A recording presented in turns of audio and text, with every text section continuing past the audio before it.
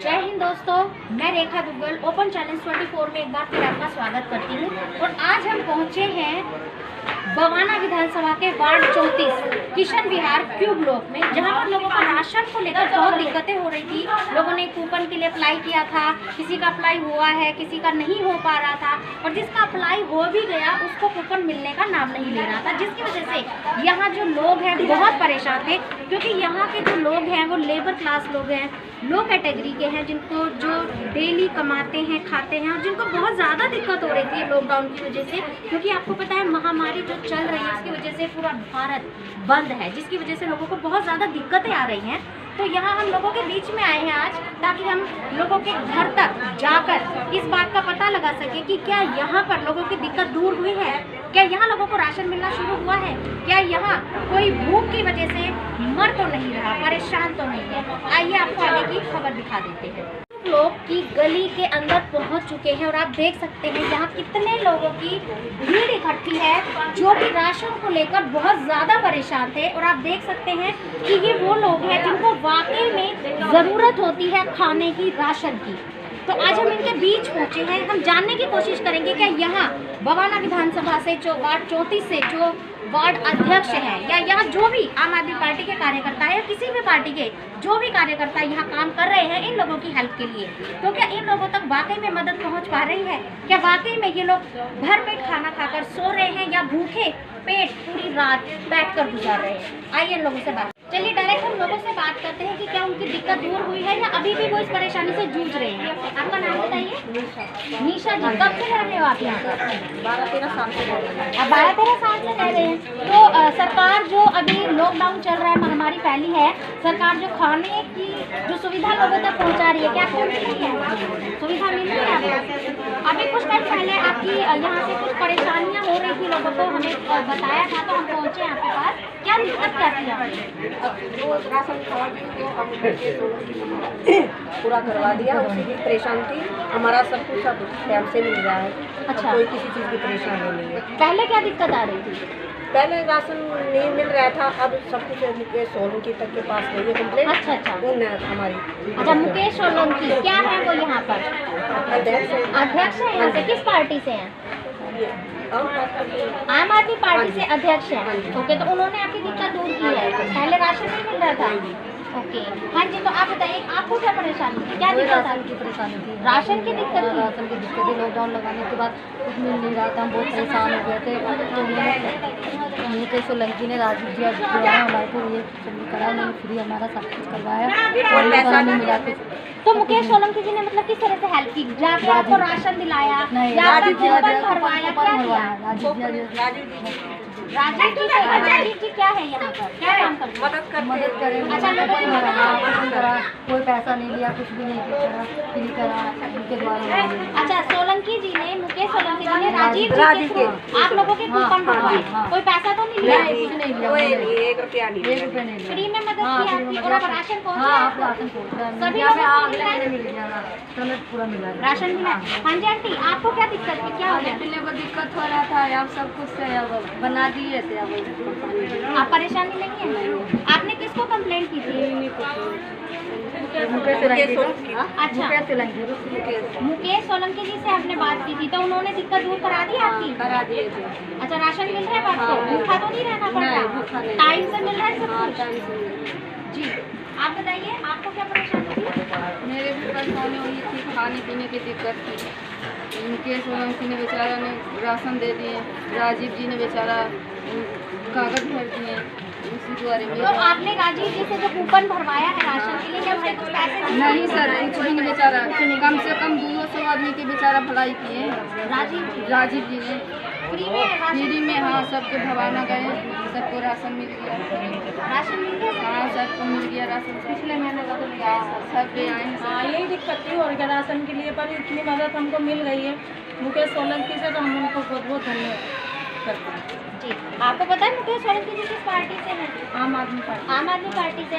मुकेश सोलंकी जी ने सिर्फ राशन की ही दिक्कत दूर कराई है या आपकी और भी परेशानियों में वो आपके साथ खड़े रहते हैं? नहीं, और भी यहाँ जब दिक्कत पड़ेगी तो उन्हीं को बोलेंगे, जब वो यहाँ के आपकी मदद के लिए आते हैं? आएंगे, तो बुलाएंगे तो आएंगे, जब इतना करा तो वो भी करेंगे। जी, हमको मदद आपने देखा लोगों ने सीधे सीधे कहा कि पहले हम राशन की वजह से बहुत ज़्यादा दिक्कत में थे, राशन नहीं मिल रहा था। कच्चा राशन तो छोड़िए, पका हुआ खाना जो स्कूलों में सरकार बांट रही है वो तक इन लोगों तक नहीं पहुंच पा रहा था। उसके बाद इन लोगों ने इकट्ठे होकर यहाँ वार्ड 34 से जो वार्ड अध्यक्ष है मुकेश सोलंकी जी के पास ये लोग गए। इन्होंने वहाँ बात की और मुकेश सोलंकी जी ने इसका सोल्यूशन किस तरह से निकाला। उन्होंने इन सब लोगों को, राजीव जी है उनके पास भेजा, फ्री ऑफ कॉस्ट इनके कूपन अप्लाई कराए। राशन कार्ड के जो ई कूपन सरकार मुहैया करा रही है, जिस पे मेंबर के हिसाब से राशन दिया जा रहा है, कच्चा राशन, वो इनको ई कूपन जनरेट इनका कराया गया। सबको कूपन दिलाए गए और बाकायदा कूपन के साथ साथ राशन लेने में भी इनकी मदद की गई। सभी लोगों का ये कहना है कि राजीव जी ने कम से भी कम यहाँ पर इनके सामने 200 से 250 लोगों का ऑन द स्पॉट सभी का ई कूपन के लिए हेल्प की, अप्लाई किया और सबको ई कूपन दिया भी। लेकिन उसके लिए राजीव जी ने 1 रुपया किसी से नहीं लिया। तो ये मुकेश सोलंकी जी आम आदमी पार्टी से हैं, जो कि राजीव जी के थ्रू यहाँ लोगों की हेल्प करा रहे हैं और खुद भी वार्ड अध्यक्ष होने के नाते थोड़े थोड़े दिन में, बीच बीच में, हर 2 दिन में, 3 दिन में लोगों के बीच में आते रहते हैं, देखते रहते हैं कि कहीं उनके वार्ड में किसी को कोई परेशानी तो नहीं है। अभी हम आपको राजीव जी से भी मिलवाएंगे जिन्होंने इन लोगों की हेल्प की, वो भी बिना किसी 1 रुपये मांगे। उनसे बात करेंगे कि आखिर उन्होंने ऐसा किया तो किसके कहने पर किया, क्यों किया, ऐसी समाज सेवा के लिए उनके अंदर ये जज्बा कहाँ से आया। उनसे बात करने के बाद अब हम सीधे पहुँचेंगे राजीव जी के पास, राजीव जी से मिलेंगे, उनसे जानेंगे कि उन्होंने कितने लोगों की अभी तक हेल्प की है और वो हेल्प किस तरीके से कर रहे हैं। उनके पास ऐसा क्या सिस्टम है जो कि एक दिन में वो 250 से 300 लोगों की हेल्प करते हैं। उनसे सभी बात हम पूछेंगे और आपके साथ शेयर करेंगे। जैसा कि हमने अभी लोगों से बात की थी कि यहाँ वार्ड जो 34 वार्ड है, यहाँ से जो अध्यक्ष हैं हमारे मुकेश सोलंकी जी, उन्होंने लोगों की हेल्प कराई ताकि उन लोगों को राशन मिल सके। उनके कूपन जनरेट कराए और कूपन जिसके थ्रू जनरेट कराए थे राजीव जी, उनसे हम मिलने उनके घर के अंदर पहुँच चुके हैं। देख सकते हैं कि राजीव जी अपने सेटअप पर ही अभी तक बैठे हैं और काम में लगे हुए हैं। आप राजीव जी से 2 बात जो बहुत ज़रूरी है करनी को हम करेंगे। राजीव जी, ओपन चैनल में आपका बहुत बहुत स्वागत है। सबसे पहले तो ऑडियंस को आप थोड़ा अपना जो है इंट्रोडक्शन दे दीजिए ताकि सबको पता रहे। मैं राजीव कुमार यहाँ Q41 किशन विहार में रहता हूँ और मैं मुकेश सोलंकी के साथ जुड़ा हूँ काफ़ी दिनों से और अभी थोड़ा सा सोशल काम कर रहा हूँ उनके लिए कि कैसे लोगों को हेल्प कर सकूँ और कैसे इनकी दिक्कतों को दूर कर सकूँ, इसी काम में लगे हैं। अच्छा, मुकेश भाई जो है यहाँ पर, मुकेश सोलंकी जी हैं, वार्ड अध्यक्ष हैं 34 से, तो मैं आपसे ये जानना चाहूँगी कि उन लोगों, ये जो अभी बाहर मैं आपके एरिया में घूम रही थी, लोगों से मैंने बात की, सभी लोगों ने बताया कि मुकेश भाई ने राशन के लिए उनकी काफ़ी हेल्प की, जो कि पहले काफ़ी प्रॉब्लम से चल रही थी। तो मैं आपसे जानना चाहूँगी थोड़ा वो तरीका बताइए किस तरीके से आपने उनकी हेल्प की और फ्री ऑफ कॉस्ट उन्होंने कहा कि आपने उनसे 1 रुपया भी नहीं लिया। तो ऑडियंस को आप बताइए अपने सारा काम किस तरह से मैनेज किया। सबसे पहले तो एक बात मैं आपको बताना चाहता हूँ कि जैसे ही लॉकडाउन यहाँ शुरू हुआ, इस गली में कोई राशन देने के लिए नहीं आया। मैंने मुकेश सोलंकी से बात किया तो उन्होंने कुछ लिस्ट मांगे कि लिस्ट दे दो हमें। उनको लिस्ट बना कर दिया कि मुकेश भाई ये सारे लिस्ट हैं, इनको राशन की ज़रूरत है।